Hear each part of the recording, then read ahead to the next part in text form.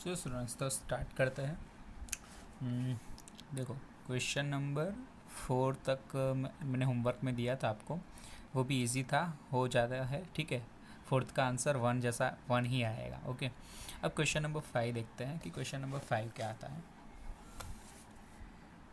Question number 5 क्या है कि what can the maximum number of digits be in the repeating block of digits in the decimal expansion of 1/17। मतलब अगर आप 1 को 17 से डिवाइड करते हो तो कितने डिजिट के बाद सारे डिजिट फिर से रिपीट होंगे, है ना, डिवीज़न में। अब ये परफॉर्म डिवीज़न करके हमें दिखाना है। ठीक है, मतलब 1 को 17 से डिवाइड करके दिखाना पड़ेगा। यहाँ पे 0 पॉइंट लगेगा। ओके चलो, फिर यहाँ पे फिर से 0 लगेगा, तो अभी भी पार्ट नहीं हो पाएगा। अभी भी यहाँ पे ऊपर 0, नीचे भी 0। अब 17 के टेबल में 100 से कम आए वैसा नंबर है 17 5 85। ठीक है चलो, तो 100 में से 85 जाएगा तो हमारा 15 बचेगा। पॉइंट की वजह से फिर से यहाँ पे क्या लगेगा 0। अब 17 9 153 हो जाएगा, तो 150 में से 153 जाएगा तो 3 बचेगा। पॉइंट की वजह से फिर से 0 लगेगा, फिर से 17 1 17 हो जाएगा। अब ये बचेगा हमारे पास कुछ 13 जैसा, पॉइंट की वजह से फिर से 0। तो 130 से छोटा नंबर तो 17 7 119 होगा। ओके, अब 130 में से 119 चला जाएगा तो आपके पास बचेगा कुछ 11 जैसा, और पॉइंट की वजह से यहाँ पे फिर से 0। तो फिर से 17 7 ज़ा करते हैं तो सॉरी 7 ज़ा नहीं हो पाएगा, 6 ज़ा करते हैं। ठीक है, 6 ज़ा करते हैं तो 102 आएगा। अब 1110 में से 102 जाएगा तो 8 बचेगा, पॉइंट की वजह से फिर से 0 लग जाएगा। ठीक है, अब 80 आया तो 80 के नज़दीक में तो 4, हाँ 17 4 ज़ा 68। चलो, अब 80 में से मेरा 68 जाएगा तो कुछ बचेगा 12 जितना, पॉइंट की वजह से फिर से 0। फिर से आएगा हमारा 7 ज़ा तो 119। तो 120 माइनस 119 जो आएगा वो आएगा फिर से कितना आया, 120 में से 119 गया तो 1 बचेगा। अब देखो शुरुआत हमने 1 से की थी ना, अब फिर से ना यहाँ पे पॉइंट की वजह से 0 आएगा, फिर से इस पॉइंट ऊपर 0 रखना पड़ेगा तो 100 हो जाएगा। ठीक है चलो, तो 120 माइनस 119 100 हो गया। फिर से अगर करेंगे तो 17 5 85, तो देखो रिपीट होने लगा, ये यहाँ तक चला, फिर रिपीट हो गया, 0 आ गया ना, फिर से 5 आया, फिर से 9 आएगा, फिर से 1 आएगा। तो हमको क्या पूछा था कि what can the maximum number of digits, तो कितने डिजिट्स आए कि रिपीट हो रहा है 1 2 3 4 5 6 7 8। तो there is 8 digit, there is total 8 digits repeat हो रहे हैं इन द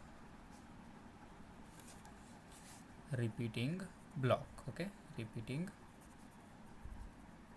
ब्लॉक हो गया। चलो, अब क्वेश्चन नंबर 6 देखते हैं कि क्वेश्चन नंबर 6 में क्या बोला गया है।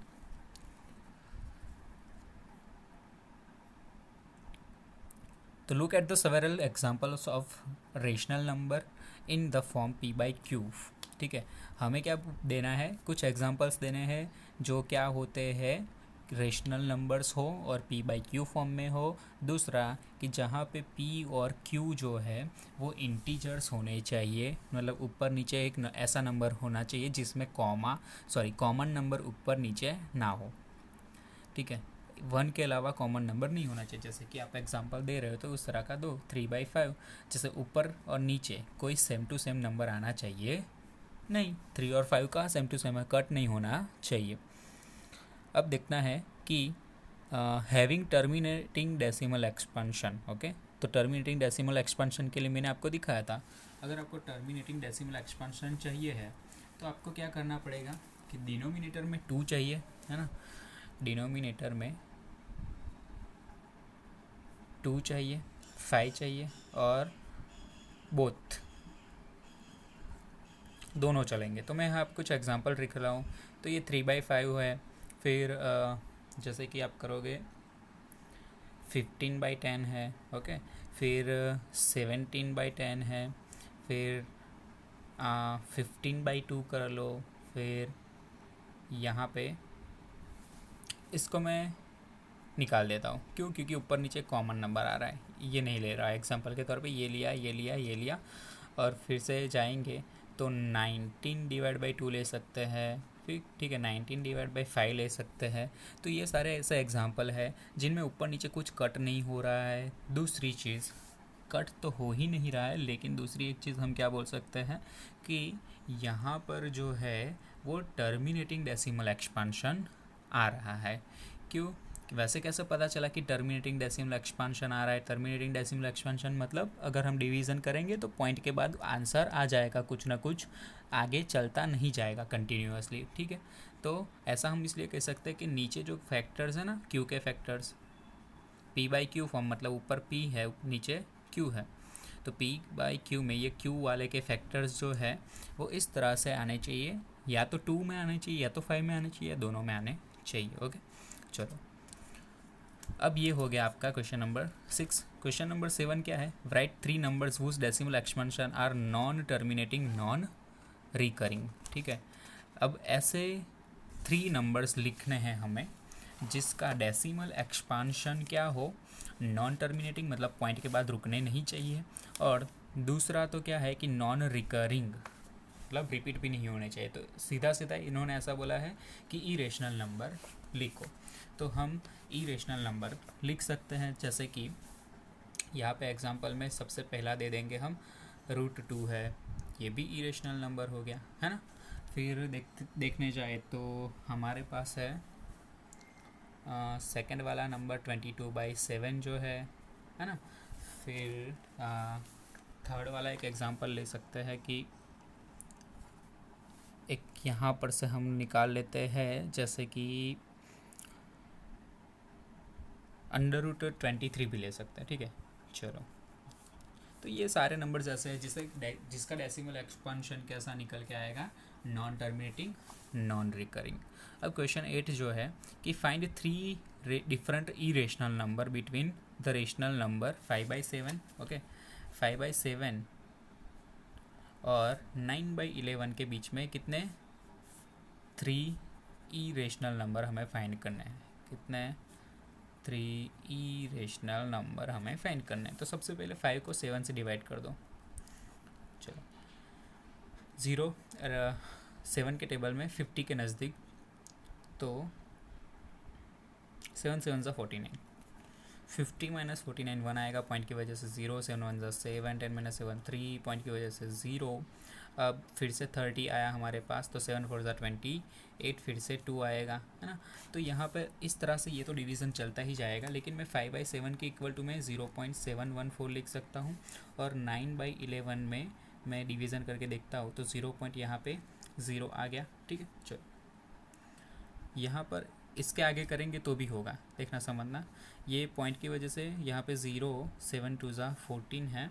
अब 20 - 14 जो होगा वो 6 होगा, और पॉइंट की वजह से फिर से 0 लगेगा, तो 7 8 ज़ा 56 हो जाएगा। अब ये 60 - 56 है ना, यहाँ पे करता हूँ मैं, 60 - 56 है, तो 60 में से 56 चला जाएगा तो 4 बचेगा, पॉइंट की वजह से फिर से 0। चलो, 7 6 ज़ा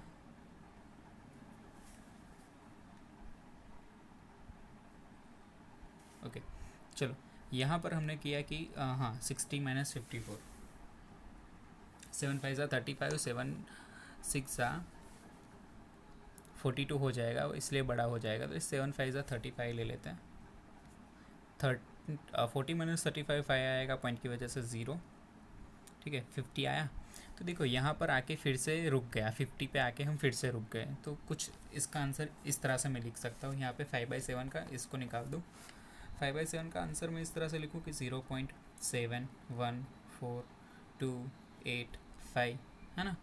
चलो, इतना आएगा। अब इसी तरह से हम यहाँ पे कर लेते हैं 90, 11 8 सा 88, 90 माइनस 88 2 आएगा पॉइंट की वजह से 0, फिर से 11 1 ज़ा 11, 20 माइनस 11 फिर से 9 हो जाएगा, तो 20 और 11 9, फिर से पॉइंट की वजह से 0, 90 पे आ गए, तो इसका आंसर कितना आएगा 9/11 का आंसर आएगा हमारा कुछ 0.81, ठीक है, बार। और अब हमें इन दोनों के बीच के नंबर्स लिख दो।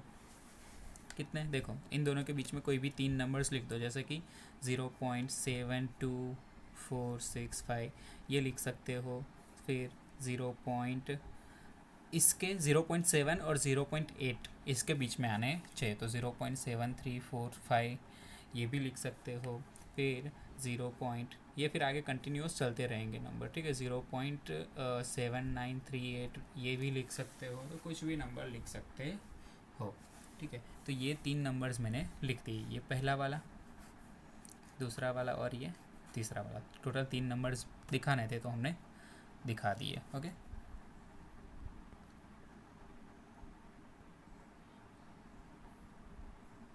अब देखते हैं क्वेश्चन नंबर 9 कि क्वेश्चन नंबर 9 में हमें क्या करना है।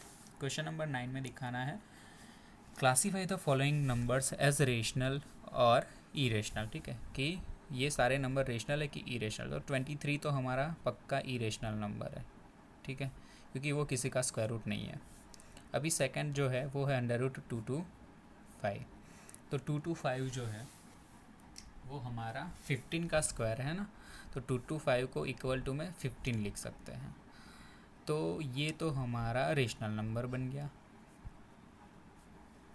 अब तीसरा नंबर जो है वो है 0.3796, देखो पॉइंट के बाद कहीं पे रुक जा रहा है, आंसर परफेक्टली आ जा रहा है, इसलिए ये भी रेशनल नंबर हो गया।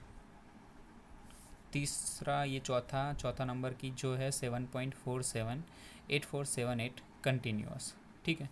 तो ये देखो 47847, ठीक है, 478478 ये कंटिन्यूस चलता जा रहा है, इसलिए ये भी हमारा रेशनल नंबर है। दूसरा जो है वो है 1.10 100 100 इस तरह से चलता जा रहा है, लेकिन यहाँ पे रिपीटेशन में पहले 10 है, फिर 100 है, फिर 1000 है, ये नहीं चलेगा, ठीक है।